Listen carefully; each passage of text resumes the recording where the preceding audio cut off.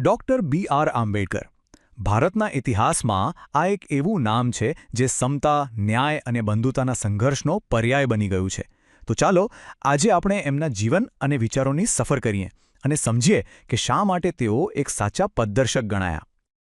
આ કહાનીને સમજવા માટે આપણે સમયમાં થોડા પાછળ જવું પડશે. ચાલો જઈએ 1930ના લંડનમાં, જે એ વખતે બ્રિટિશ સામ્રાજ્યનું કેન્દ્ર હતું. જરા કલ્પના કરો એ દૃશ્યની. પ્રથમ ગોળમેજી પરિષદ ચાલી રહી છે. ભારતના દિગ્ગજ નેતાઓ અને બ્રિટિશ અધિકારીઓ ભારતનું ભવિષ્ય નક્કી કરવા ભેગા થયા છે. અને આ બધાની વચ્ચે એક યુવાન છે, જેમની આંખોમાં ગજબની તેજસ્વીતા અને આત્મવિશ્વાસ દેખાય છે. અને જેવો જે યુવાન બોલવા માટે ઊભો થયો, આખો હોલ એકદમ શાંત થઈ ગયો. એમના પહેલા જ વાક્યે જાણે પરિષદમાં ભૂકંપ લાવી દીધો. દરેક વ્યક્તિ સ્તબ્ધ થઈને તેમને સાંભળી રહી હતી. બસ આ એક નીડર ભાષણથી દુનિયાને ખબર પડી ગઈ કે એક નવો, દમદાર અવાજ ઉભરી આવ્યો છે. એક એવો અવાજ જે કરોડો લોકોની વેદનાને વાંચા આપવા આવ્યો હતો. એમની દલીલો એટલી તર્કબદ્ધ અને સચોટ હતી કે જેમના શાસન વિરુદ્ધ તેઓ બોલી રહ્યા હતા, એ જ બ્રિટિશ વડાપ્રધાને પણ જાહેરમાં સ્વીકારવું પડ્યું કે આ વક્તૃત્વ કળાનો એક ઉત્કૃષ્ટ નમૂનો છે. પણ ત્યાં હાજર રહેલા એક શખ્સ માટે આ માત્ર એક ભાષણ નહોતું. એમના માટે તો આ એક સપનું સાકાર થવા જેવું હતું. એ હતા વડોદરાના મહારાજા સયાજીરાવ ગાયકવાડ, જેમની આંખોમાં ગર્વના આંસુ હતા. તો એ યુવાન વક્તા બીજા કોઈ નહીં પણ ડૉક્ટર બી.આર. આંબેડકર હતા.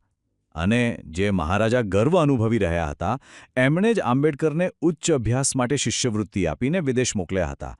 આજે એમને લાગી રહ્યું હતું કે એમનું રોકાણ સફળ થયું. તો સવાલ એ છે કે આટલા તેજસ્વી અને નીડર નેતાનું ઘડતર કેવી રીતે થયું? કયા લોકોનો તેમના જીવન પર પ્રભાવ હતો? ચાલો જોઈએ. કોઈ પણ મહાન વ્યક્તિના જીવનમાં માર્ગદર્શકનો બહુ મોટો હાથ હોય છે.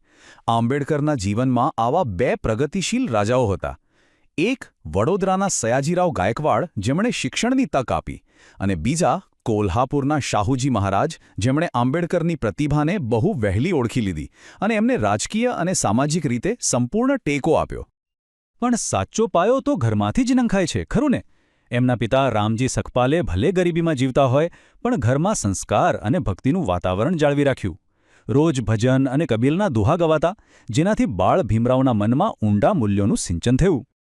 તો આટલા મજબૂત શિક્ષણ અને સંસ્કાર સાથે ડૉક્ટર આંબેડકર સમાજમાં ફેલાયેલા અન્યાય સામે લડવા માટે મેદાનમાં ઉતર્યા. તેમણે સમજાયું કે આ લડાઈ એકલા હાથે ન લડી શકાય. એના માટે એક સંગઠનની જરૂર પડશે. એટલે એમણે સૌથી પહેલાં બહિષ્કૃત હિતકારિણી સભાની સ્થાપના કરી, જે સીધે-સીધી દબાયેલા અને કચડાયેલા લોકોના હક માટે કામ કરે. અને એમનો ઉદ્દેશ્ય એકદમ સ્પષ્ટ હતો. એમણે શરૂઆતમાં જ કહી દીધું કે મારું જ્ઞાન માત્ર મારા કે મારા પરિવાર માટે નથી, પણ એનો ઉપયોગ આખા સમાજના ઉત્થાન માટે થશે.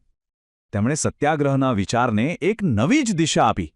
જો મહાડના ચૌધાર તળાવનો સત્યાગ્રહ ખાલી પાણી પીવા માટે નહોતો, ના, એ તો માનવ તરીકેના ગૌરવ અને સમાન અધિકારની લડાઈ હતી. એનો મુખ્ય હેતુ સમાજની વિચારસરણીને બદલવાનો હતો.